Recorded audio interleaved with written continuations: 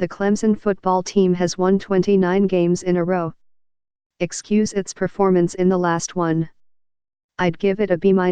Coach Dabo Swinney said of his team's college football playoff semifinal against Ohio State on December 28. We did some dumb things, had some missed opportunities. But, he continued, the beautiful thing is we still won.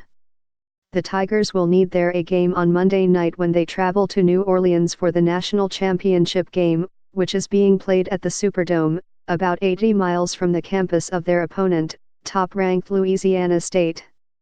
Those Tigers seemed to barely break a sweat in dismantling number 4 Oklahoma, 63-28, in their semifinal matchup, also on December 28.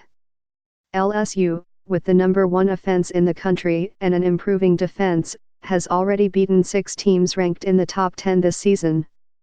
With each one, it looked more and more like a team of destiny. But the same could also have been said about Alabama last season.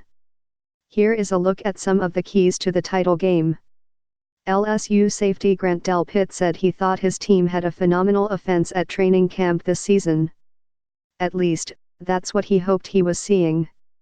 Either they were going to be really good or we were going to be bad, Delpit said about his team's offense and defense, because they were putting up a lot of yards on us in all the scrimmages. LSU's offense wound up leading the nation with 564.4 yards per game, led by quarterback Joe Burrow, who won the Heisman Trophy. He looked better than ever against the Sooners, scoring 8 touchdowns, 7 passing, 1 rushing. LSU has modeled its offense after the one used by the New Orleans Saints. LSU's passing game coordinator, Joe Brady, spent 2 years with the Saints as an offensive assistant. LSU has a dizzying assortment of talented pass catchers, including tight end Thaddeus Moss, the son of the Hall of Fame receiver Randy Moss, and running back Clyde Edwards-Helaire, who caught 50 passes this season out of the backfield. But Clemson has a championship-proven quarterback, Trevor Lawrence, who had another incredible season as a sophomore, even if it did not meet the early Heisman Trophy hype. That was mainly because he threw 8 interceptions in the first 7 games. Most of them were meaningless. Clemson won by over 30 points in all but one of the games in which he tossed an interception. But in the final 2 months, Lawrence has flipped a switch. Entering Monday, he has made 202 consecutive pass attempts without getting picked off, a team record, with 22 touchdown passes in that span. Burrow, the LSU quarterback, gets rid of the ball quickly, and getting to the quarterback has not been a strength for Clemson this season, as it was last season. They just shred everybody, and it starts with him, Swinney said of Burrow. And it's not just his ability to throw the ball. He's made great plays with his legs, too. But the Clemson secondary showed why it might be the most talented one Swinney has fielded. In the playoff semifinal, Ohio State quarterback Justin Fields threw 2 interceptions after entering the game with only 1 for the season. And Clemson's defensive coordinator, Brent Venables, has been creative about crafting deceptive blitzes, so if there is anyone who can throw Burrow off his game, it might be him. Alabama was averaging nearly 46 points per game last season before it was humbled by Venables, whose defense held the Crimson Tide to 16. 3 defensive linemen from that team wound up being drafted in the first round by the NFL. But Clemson still managed to allow the fewest points per game, 11.5, in the nation this season.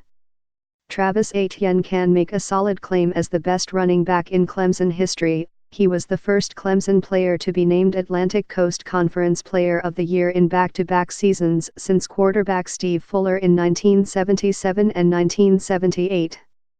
And it almost never happened.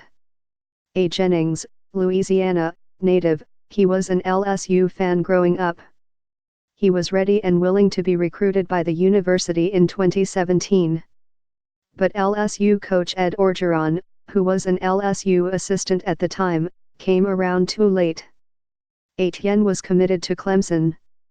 Every time I see him having success, I'm sick to my stomach, Orgeron said.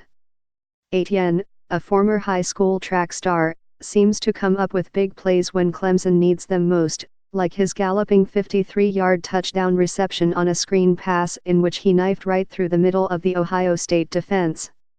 He made only 3 catches against the Buckeyes, but they went for a total of 98 yards. It has been an unusually long layoff between the semifinals and the championship game. Neither team is complaining. Edwards-Helaire, the LSU running back, was questionable to take the field against Oklahoma because he injured a hamstring in early December. He wound up touching the ball only twice. It was easy to keep him out because the game quickly turned into a blowout. Edwards-Helaire has called his recovery miraculous. After a 16-day layoff, he is expected to be 100% on Monday night.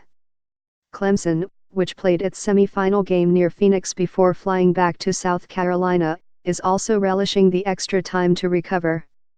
After the Ohio State game, Lawrence, the quarterback, said he had never felt so sore. That was not surprising. He finished with more yards rushing than Etienne, including a 67-yard touchdown, and absorbed some brutal hits in the process.